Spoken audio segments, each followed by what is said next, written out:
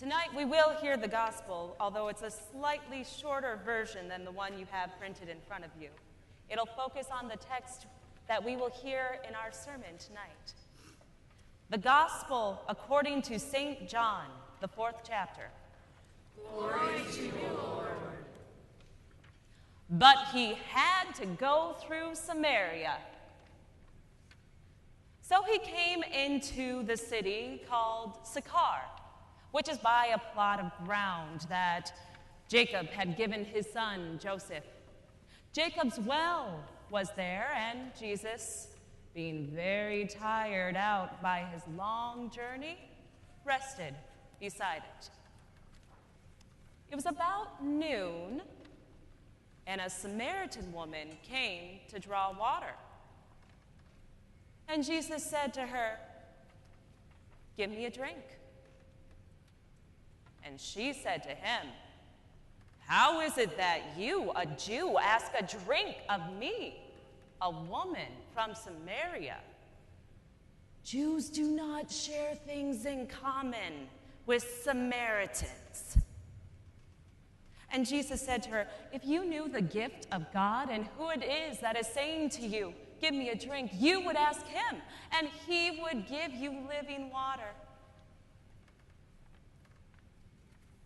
And she said to him, "Sir, you have no bucket, and this well is very deep. How do you get that living water?" And Jesus said to her, "Everyone who drinks this water will be thirsty again. But those who drink of the water that I will give will never go thirsty. The water that I will give will become in them a spring of water gushing up to eternal life." And she said to him, "Sir, give me this living water so that I don't have to be thirsty again or have to keep coming here to draw water." And he said to her, "Go and get your husband and come on back." And she told him, "I don't have a husband." And Jesus said to her, "You're right in saying you don't have a husband. You've had 5 husbands, and the one you have now is not your husband. What you say is true." And the woman said to him, "Sir, I see you're a prophet. Our ancestors worshipped on this mountain, but you all say the place where people must worship is in Jerusalem."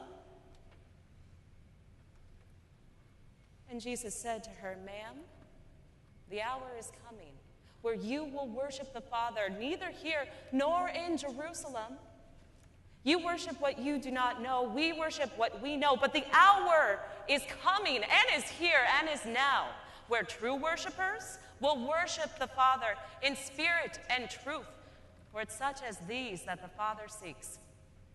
God is spirit, and those who worship God must worship in spirit and truth."